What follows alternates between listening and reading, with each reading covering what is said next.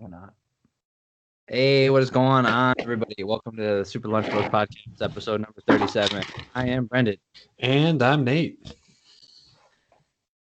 Hey, Wonder Boy's back. Is he back? Hopefully not with an ACL tear. Yeah, we'll see. It looks like it might be bursitis or something. Just how it looked. I'm, again, not a doctor, but I've messed up my knees quite a bit, and it looked like he had some swelling on the knee. So hopefully it's not too bad. Oh yeah. So, by the way, let's do this at the beginning here. If you like what we're doing here, like and subscribe. If you're watching this on YouTube, we should have this up on Spotify as well, or wherever you get your podcast. So if you just want to listen, and vice versa, if you're listening to this on Spotify or wherever you get your podcast, this is also up on YouTube with some video, and you get to see my brand new tooth. Can't even tell. I know. Yeah. So quick story before we go over the fights. So I go over to a friend's house and we play poker all night, right? Which, I mean, that's nothing, but it's just like how it led to me. Like, so I'm home. I wake up at I'm home. I see that like the girls left pizza out, right? And I don't eat the pizza. I just eat the crust because everybody leaves the crust. Mm-hmm. So I take a couple bites of the crust, and then I feel like something's stuck on my tooth, and then I like move it with my tongue, and I'm like, it seems like my tooth is broken. And I'm like, what? No, it's not. And I went and looked in the mirror, and like, sure enough, it was cut right here in half. Wow. So I broke both my front teeth when I was a kid, and it broke right on the same spot where there was Bondo. So no real tooth came out. It was all just a Bondo that broke off. But the thing is, I've had this makes a lot more sense. It's like I've had them though for 20 years. I've had them since I was like 10 years old or 11 years old, if not younger. I've had them that long and never had a problem. And then all of a sudden, just like eating a piece of pizza crust and it just breaks off. And of course, it's on a Sunday when I can't go to like no clinics are open and no dentists are open. Yeah. So I can't go get my goddamn tooth fixed. And I'm sitting here like the whole day, and my daughters are calling me Snaggletooth now, so that was fun. Oh, that's great. Yeah, but it's fixed, it's working, and it's like a normal tooth again. Good. For future reference, anybody who has fake teeth put in like with just like the Bondo, apparently they're just for show, is what I was told. Like she's like, do not bite into an apple, do not bite into pizza crust. Before I told her how I broke mine, she's like, yeah, they're not made for biting into like apples or pizza crust or anything hard. And I'm like, but I've done that my entire life and nothing's happened. Whatever. Okay. Anyway, Stephen Thompson looked fantastic. Like that's no kid. Like that's an understatement. Yeah. So I mean, I've been singing his praise. Like again, this is not news to anybody who's listened to me speak before, but I'm a huge Stephen Thompson fan. I think Wonder Boy is fantastic. I think he's gotten the short shrift in matchmaking and also a decision to Darren Till. I think he is still one of the elite, if not the number one title contender at welterweight right now, because nobody else has put in a clear. Oh, sorry, number one contender after Gilbert Burns. Gilbert Burns absolutely is a number one contender. Not going to take anything away from what he's done. Obviously, he's the best. But the thing, what I was thinking about is they are slated to fight. Like they're supposed to be fighting. Therefore, the next person up should be Stephen Thompson. Nobody else in there has a clear line to the title.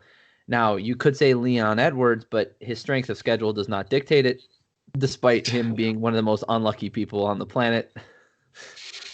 Or in the UFC, that is. And dude, it was a masterclass in range, in the karate style, like what it can be at the highest level in MMA. And how he works his angles and combinations. Absolutely beautiful. And don't get me wrong, we talked about this last week. I feel bad for Neal because it was probably the worst possible setup for him. Yes. Like there is no benefit to fighting Wonder Boy. No, he looked. So Jeff Neal is a really good fighter, and Yeah. his boxing looked excellent. And when he could get inside, I mean, Stephen Thompson got touched up. Like he had. Well, granted, a lot of that was from a headbutt, but there was a couple. The one big one right above the eyebrow, yeah, that was the headbutt. But there was a couple really crisp combinations, especially at the end of the first round. I think it was Steven got hit with a pretty solid uppercut after a couple combinations against the fence, and then, I mean, there was he was connecting later on. It wasn't like he wasn't touching him at all. Yeah, and there was a couple flurries on both sides. I mean, it wasn't a back and forth fight there. I don't think a single judge gave a round to Neal. I think it was 50-45 from all three judges. But that being said, Jeff Neal is a legit contender, right? And Stephen Thompson goes out there and pitches a shutout for 5 rounds, which isn't necessarily harder to do than knocking someone out, right? But against the elite opponent, right? Like obviously he was ranked outside the top 10, but I think there's other fights if you had given him that he might have surprised people. Yeah, Jeff Neal versus Neil Magny, or Vicente Luque, he's ranked right below, or even Michael Masvidal. Chiesa. I think. Yeah, I think Jeff Neal might have surprised people. Jorge Masvidal. Masvidal has been, how he is ranked number 4 in the welterweight division boggles my goddamn mind. Like, has he beat a ranked opponent? I mean, I don't know. Has he? I don't got a good answer for you. I mean, like, he's one of the classic kind of longtime veterans of the division, but I don't actually know what his record looks like off the top of my head. It's obviously not good. Yeah. I mean, it's always been kind of back and forth. Oh, all right. Hold on. Apologies to Mr. Jorge Masvidal, who is again a great fighter. Yeah. It's just his schedule does not dictate his ranking, right? So this goes back until 2000. Let's go back to 2017. His last really good win, which is against Donald. Sorry, not his last really good win, but a start of a very good win here, right? Okay, so he wins against Donald Cerrone. He knocks him out at 170. Loses to Damian Maia. Loses to Stephen Thompson. Knocks out Darren Till after getting knocked down, so it showed some grit, right? So there's your ranked opponent. He has one win over a ranked opponent. Then he knocks out Ben Askren, right? Who was unranked at the time and a bunch of other things, whatever. And then he knocks out Nate Diaz, or he TKOs Nate Diaz in that BMF fight, which had nothing to do with anything. And actually kind of sucked because of the doctor stoppage. Like, yes. That was a huge letdown that it ended because of a doctor fucking stoppage with cuts over Nate's eye. Like, that sucks. And then obviously his last fight with Kamaru Usman, almost getting shut out for 5 rounds. There were moments in that fight where, clearly he had an advantage. Like, he is scrappy enough and aggressive enough to put together good connections, but he probably shouldn't have had that fight. No. Okay. This is the thing is, Jorge Masvidal's had the same problem. Everybody talks about how he's changed and how he's baptizing people by fire and blah, blah, blah, blah. This is the reawaken, whatever he wants to call it. He fights the exact same way he used to, right?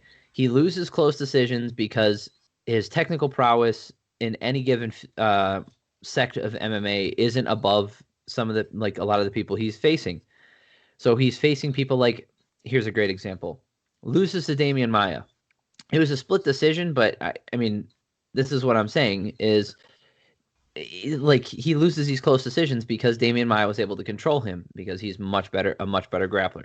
Stephen Thompson pretty much shut him out. Like, that was not the most interesting fight. And again, what do you do? What do you have? An excellent striker. Darren Till was putting it on him, but then Darren Till got sloppy and got caught. I mean, I'm going to chalk that up to Darren Till's lack of experience in the UFC a little bit. I mean, he's a plenty experienced fighter. It's just in the UFC, he's a little young.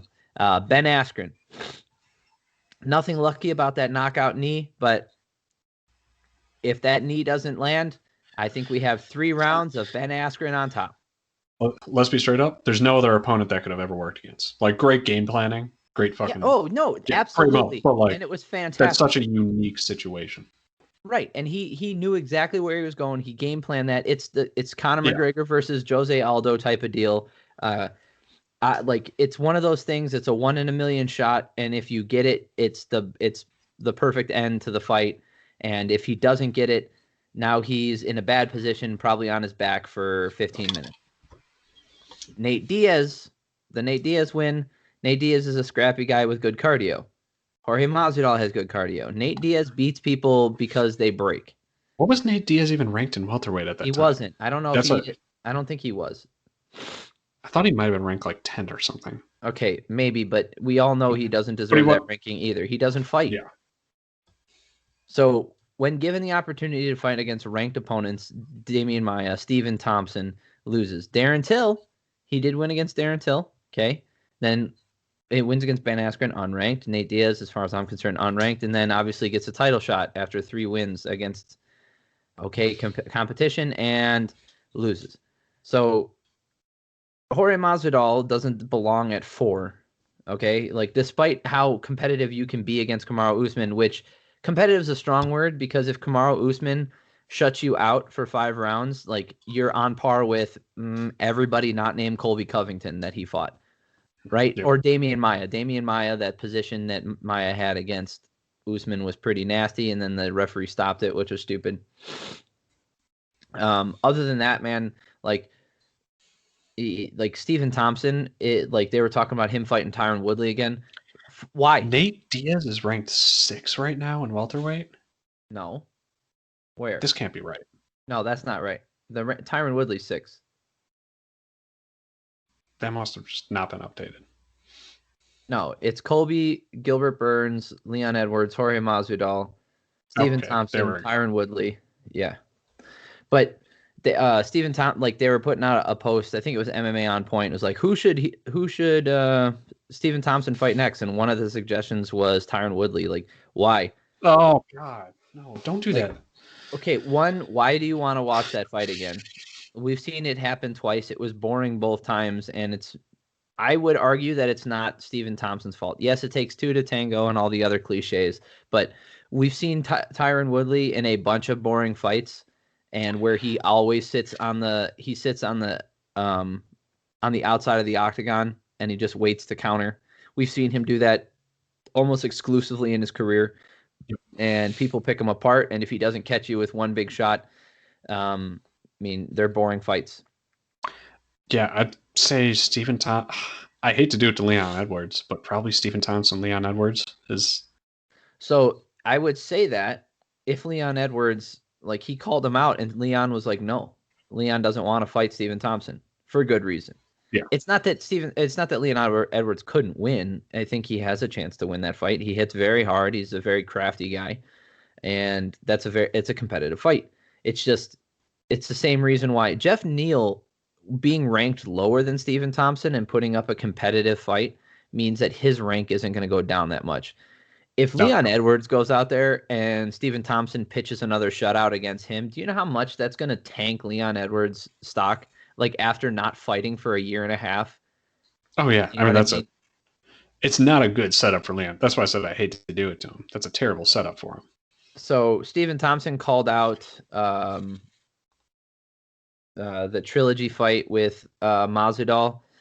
The trilogy fight, the second fight with Masvidal. If Masvidal takes that fight, that'd be fun, but I think Masvidal's fighting Colby Covington next. Yeah.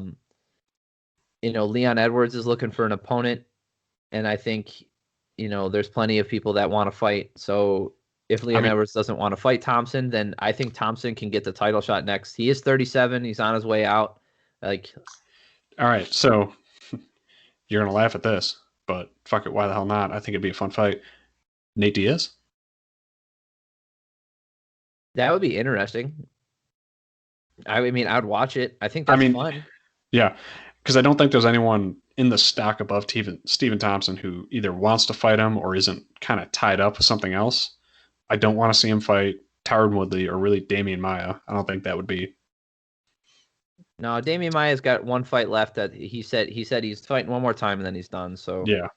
So if I was gonna pull anyone in there, maybe Nate Diaz just for shits, it would definitely be a fun fight that you could sell. Anthony Pettis did win, but I don't want to see that run back necessarily because he's also going back to 155. So yeah, no, I don't want. Yeah, I mean, I'd be okay with giving him a title shot. Like, I'm a big fan of guys putting together, because here's the deal. Stephen Thompson, we went over his record recently, but look at this. All right, so he only has one loss. He only had one loss, right? It was to Matt Brown, right? Yeah. And then he beats Nason Burl, whatever. Chris Clements, he beat Robert Whitaker, Patrick Cote, Jake Ellenberger, Johnny Hendricks, Rory McDonald when Rory McDonald was the thing, right? Then he has that draw with Tyron Woodley, which if Tyron Woodley doesn't land that big shot, honestly, that fight goes the distance and he wins. And then you have a majority decision for Tyron Woodley in the second one. So there was another draw on there too. It was like 2 unfortunate fights with a dance partner that just didn't want to dance. Yeah. So he gets a very close loss to Tyron Woodley in the second one. Then he beats Jorge Masvidal, has that bullshit decision loss to Darren Till. Like, it really was. It was just crap. That was garbage. He has the knockout to Anthony Pettis, and then everybody's like, oh, Thompson must be done here. And then he comes back and destroys Vicente Luque, and then pitches the shutout against Jeff Neal. Like, so he's on 2 fights, but really he's only got, as far as I'm concerned, 2 real losses. One to Tyron Woodley and one to that knockout to Anthony Pettis. Right? In his past 1, 2, 3, 4, 5, 6, 7, 8, 9, 10, 11, 12, 13, 14, 15, 16. In his past 16 fights, he's only had like 2 real losses. So I think if I was part of his team, I understand why you're calling out Masvidal, but I don't know if that's the move. I think you can still make a pathway towards a title fight and make a nice money fight out of Nate Diaz. Okay. You could sell that being a fun fight. They're, both excellent strikers. Like, I would watch that. I think you could sell a pay-per-view off of Nate Diaz, Stephen Thompson.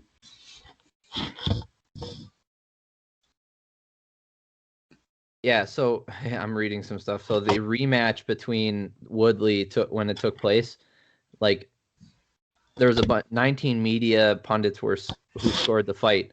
5 scored it in favor of Woodley, 6 scored it in the favor of Thompson, and 8 scored it a draw. So essentially he fought to 2 draws because there was a judge who had it a draw in the second Woodley fight as well. That's why it was a majority decision win. So that's what I'm saying is, like, razor close draws against Tyron Woodley, and in both fights Tyron Woodley landed 1 big shot. Shit. I don't know. So we could be talking about Stephen Thompson being the champion, and he would have defended his belt against Kamaru Usman at some point already. And I would have loved to see that fight, Stephen Thompson against Kamaru Usman.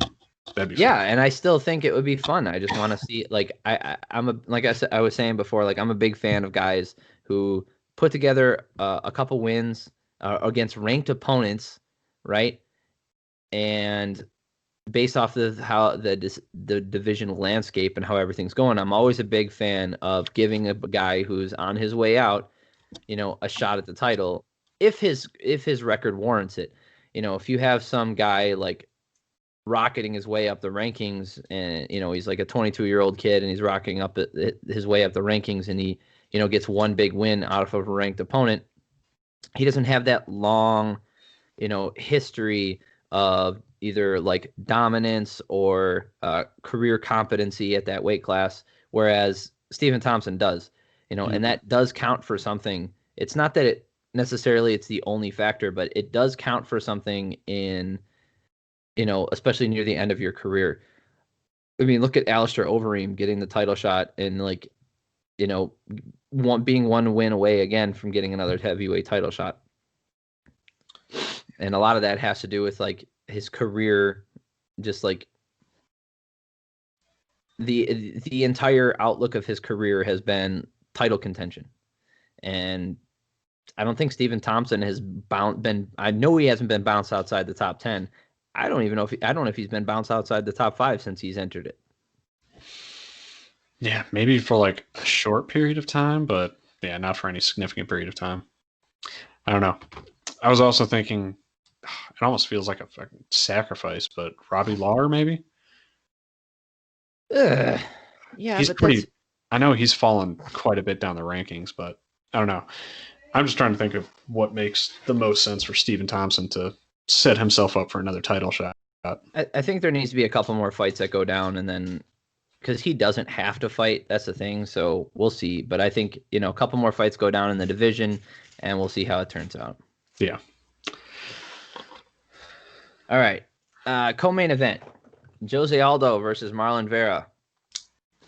Yeah. That, man, I feel bad for how that last round went down, but I mean, good on Jose Aldo.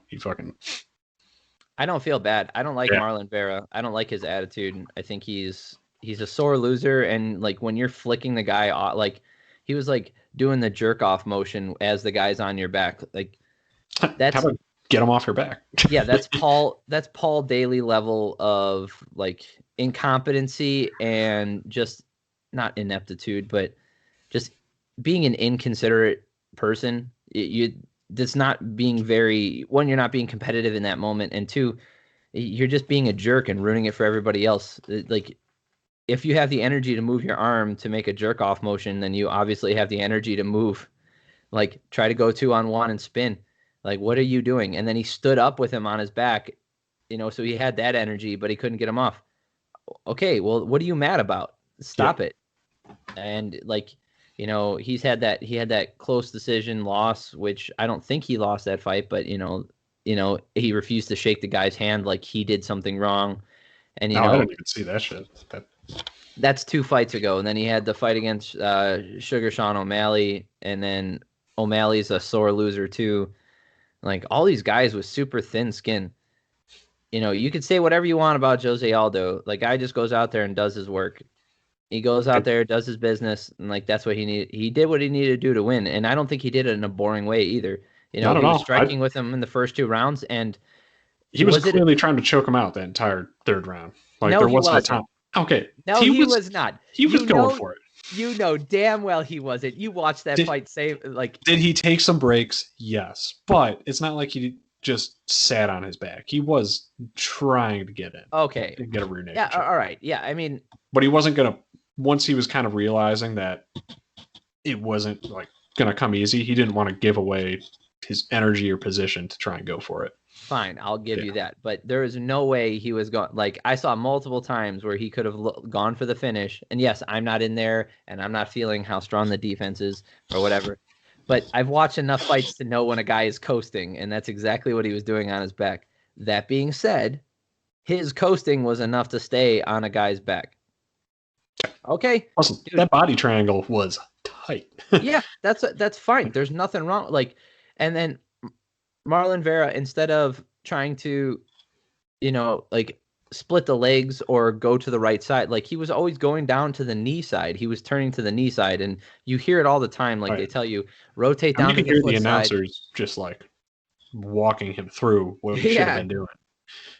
Yeah, he needs to rotate to the foot side to put pressure on that ankle, create separation down there, separate that ankle from the, and then if Jose Aldo wants to adjust and switch the lock to the other knee, under the other knee, that's when you have that split second of release of pressure, and then that's when you explode. You could literally try anything, right? You could try spin, you could try to thrust out of it, you can go 2-on-1 and drag. Like you can do a lot of different things. And yes, I'm not a jiu-jitsu expert, so whatever.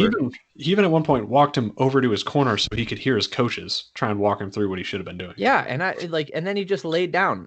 Yes, I understand there's a grown man who's the same size as him on his back, and that's difficult. But he was sitting there doing that like the taunting shit. Like you can't do that. It, like I said, it reminded me like that. Can't be a sourpuss when you're losing and you're not doing anything to not be losing. Yeah, it's like when John Fitch fought Paul Daly in Bellator. John Fitch kept taking him down, and Paul Daly couldn't do anything about it. And he started booing him. Like he was like, "Boo, boo! This is boring, boring. You're gonna lose fans." And he's like talking crap the entire time. And he's like he's going over the announcers, and he's like, "This is so crap." He's like, "This is why nobody likes you. John Fitch sucks. Like you suck." And he's like talking all this crap. Meanwhile, he's like being just dominated. And then what makes that worse is what he did in his next fight versus MVP. Is he was the one who's initiating takedowns and refused to go for any striking. Like, you're a turd. Yeah. And that's the kind, unless Marlon Vera does something crazy, generous, or becomes like super. Oh, okay. First, yeah, I'll just finish that thought. Marlon Vera being a turd, not a fan of his. I don't like this stuff. He's an up and down fighter, and I mean, he held in there with Jose Aldo, so that means obviously he's very skilled. But you're not going to win fans by doing that, by being a whiny bitch. So don't do that.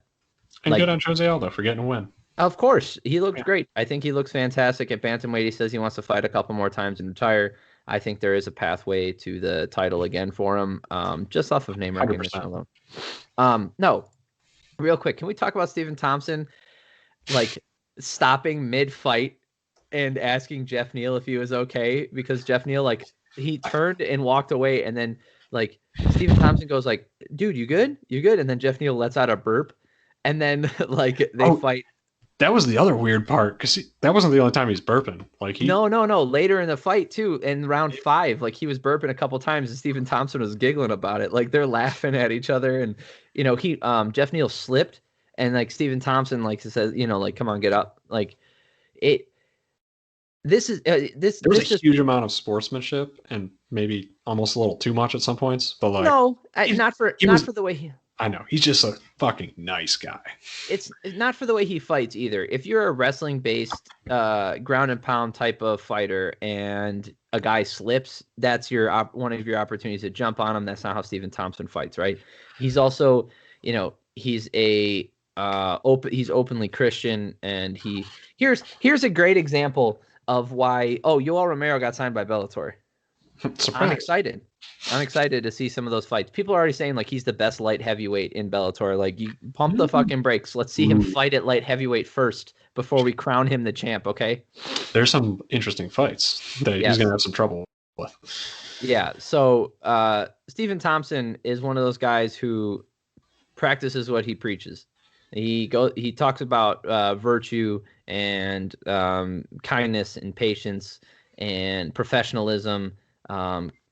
And he exemplifies every single one of those traits. He goes out there every single time. You can criticize him for that in the fight a little bit, I get, but it's very nice to see someone who is that outstanding, has that outstanding of character and being involved in one of the most brutal sports on the planet. I think it's super cool to see that. And then you even see it brought out in his opponents. Not that Jeff Neal is like this cutthroat, like killer that's necessarily trying to, bend or break the rules to get the win. But you can definitely see when he was fighting Jeff Neal was also, he returned a lot of that leeway to Stephen Thompson. There are some fighters that might have not let Stephen Thompson get away with as much as he got away with in that 5th round when his knee was gone.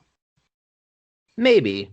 And I'm not going to speak to it's not necessarily Jeff Neal's strategy, but there are some fighters that might have made that a dirtier fight at the end. Sure. When they realized that his knee was shot. Yeah, and if your path to victory is going after a weakness on your opponent, there's nothing wrong with that. That's totally acceptable. There's nothing dirty about it. But and I don't necessarily think that Jeff Neal had a path to victory through that, because time was limited. And even if he just stayed, he wanted in the 5th round, they were both connecting on each other hard at the end. Well, I know, yeah, but that's what I'm saying is Stephen Thompson on one leg is still kicking ass. So yeah. Anyway, that's enough about that fight. I love that dude. I love Wonder Boy. I love his walkout music. I love his persona. He has some of the best videos online. I talked about that last week. He has great breakdowns. I hope he gets another shot. Honestly, like that. That's what I want to see. I just want to see him get one more title shot, bring some class back to the UFC, which I feel it has lost in the Conor McGregor era. There has been a lot of fakeness, insincerity, a lot of hype jobs. Not that hasn't been the case always. Obviously, there's people who talk crap, and there's people who get pushed into opportunities that they don't necessarily deserve because of their popularity. All of those things are a universal trait that pretty much all fighting has. But in this like post Conor McGregor era where everybody sees how much money he made and they just try to emulate his actions rather than his the reasoning behind his actions, where they just do it sloppy. Like they try and cut corners. Well, it's not even cutting corners. They just see, oh, he's loud, he wears glasses and puffy coats. I'm going to do those things, therefore I will make money. Yeah. Well, no, there was a lot more to it. One, he's a tremendous fighter, and he sees paths to victory and calls them out. They called him Mystic Mac for a reason, and he went on a very decent win streak with calling out those wins to the round. He was calling out like, I'm going to knock Dustin Poirier out in the first round. I'm going to knock this guy out in the second round. I'm knocking Chad Mendes out in the third round. Like, he was doing that stuff. And then on top of that, he let himself loose. So he became more like, he accentuated his personality. So every little personality trait that he might have of being brash and, overconfident, and those kinds of things, and this whole Mystic Mac nature where you're predicting how he's going to knock people out and being larger than life. All of those things are natural personality traits that he had. So he just turned him up a notch, and he became more of who he just opened himself up to the public. And because of that, he became super popular and got a lot of money for it. Whereas you see people like Colby Covington who can't make money being the generous and nice person who likes to donate his time to veterans and all that stuff, right? And he wants to make money.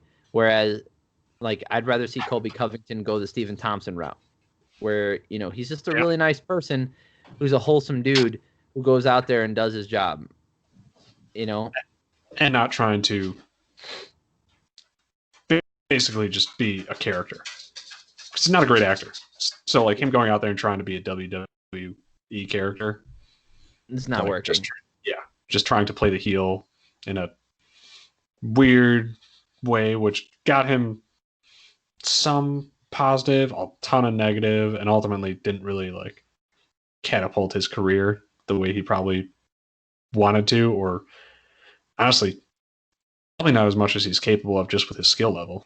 Like, no, he went 1-for-1 with the champ. Yeah, with what he's able to go out there and do, I think there could have been a better pathway and a more long-term pathway for him had he approached it a little differently. Yeah. All right. We had Michelle Pereira versus Kailyn Williams, Chaos Williams, who hits very, very hard. This is one of those weird fights. It was a weird fight because it's Kailyn Williams landed more strikes almost every round, but he seemed to do less of the damaging blows. A lot more leg kicks is where the difference was made. And then Michelle Pereira was more reserved. Just like his last fight, in his last two fights, he's been more reserved, not necessarily dancing in the octagon. It was just a weird fight. I don't know where Michelle Pereira goes from here, but I still think he's a problem. He's a very big welterweight with a lot of power, and if you're not throwing heat back in his direction, I think he can pick a lot of people apart. And if he can stop takedowns, like, that's a problem for a lot of people. Yeah. Including the champ. Yeah, I didn't have a ton of takes on that fight. I just thought it was weird. Yeah. All right, so we had Marlon Moraes fighting Rob Font. Dude, what happened to Marlon, dude? I know. That was my feeling coming off of it. I was not expecting that to be the result of that fight, but damn. Marlon was a killer back in the PFL, before it was the PFL, so the World Series of Fighting. He was crazy. And I mean, he still was when he first came in the UFC, and he was running through people. Right? Yeah. I mean, his first fight in the UFC was the controversial loss to Rafael Sunsao. Then he just goes on a tear, and he knocked out Aljamain Sterling. Yeah, he's a bantamweight boogeyman like that. Yeah, like, he was messing people up, and then he had that difficult fight against Henry Cejudo for the title, which he was winning, and then just broke. Then he got knocked out by Corey Sandhagen, and now he got knocked out by Rob. Oh no, he got the win against Jose Aldo. Jose Aldo, yeah. Well, the controversial win. Yes, I mean, it was close enough. When I say controversial, usually it's one of those. That one was close enough to where whatever. It was a close enough fight, and then now he gets knocked out again by Rob Font. I don't know where he goes from here because he's not young, and especially he had his shot at the title and just kind of blew it. And I think it might be over for him, which kind of sucks because he was coming in with he was so good, and he was one of those people where everybody's like, oh, I bet you once he gets to UFC, everybody's gonna see how much of a joke he is, and he still kept it, and he was just putting people out. He is not a fun guy to fight. Yeah. And that was a shame.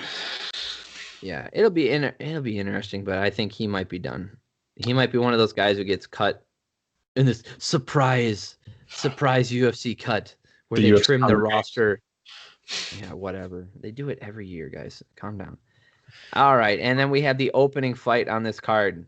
Whew. Greg Hardy versus Marcin Tybura. Greg Hardy looked the best he ever has. Yeah. To the point where I felt like this was the first fight where he had an identity. I've been saying it a lot, and I saw it. It was crisp striking, in and out, big punches with enough intelligence to pull away when you realize the finish isn't there. He was doing everything perfect. I thought that was the best first round of his whole career that I've seen. He looked better than I've ever seen him fight. It wasn't even close. He didn't go out there throwing weird punches where you can see that he practices. He was throwing crisp combinations. He landed that six big right hands in a row against him. That's hard to do against anybody, let alone a UFC a UFC level fighter. And Marcin Tybura just went through it. And in the second round, Hardy didn't even gas out on the feet. It was just the grappling exchanges. He just got taken down, and that was the end of it. Yeah. It seemed like when he got taken down, it wasn't necessarily gas out, but it felt like I'm sure you've seen it from people rolling around when someone just kind of is a little out of their, they're not sure what to do, and they kind of gas themselves out just from overthinking it. Yeah. That's kind of what it looked like to me. It looked like he was a little lost in the sauce for a minute and kind of gassed himself out when he was trying to figure out what to do. Yeah, I mean, yeah. If so wrestling's one of the hardest things they're talking about on the broadcast, but wrestling's one of the hardest things to shore up, especially if you're not a lifetime wrestler. Mm-hmm. In the heavyweight division, you can get away with a lot of stuff because of your power, but Marcin has a very strong chin, and it didn't put him out right away. We've seen Marcin Tybura lose to people with crisp striking and just better fighters. So Greg Hardy, he's not. This is what I said before this fight is this will be a test to see at what level of a fighter is he in the UFC. The Volkov fight was a fun test, but it wasn't necessarily the end all be all. It was earlier in his career, and it was on short notice, and a whole bunch of caveats. This one, he's been working his way up. This was one of the next steps on the next step in the difficulty, and he just came up short in the grappling. I see people again. This is one of those things where I'm on Twitter, so I see it. But people are finally seeing Greg Hardy get knocked out feels so good. It's you guys are all a bunch of sourpusses. You guys are so negative. No one says anything about him winning. No one's talking shit when he's going out there working his ass off and winning every single fight. When he fights Volkov, no one's talking crap. But then he loses to Marcin Tybura, and now everybody's gonna hop on the shit on Greg Hardy train.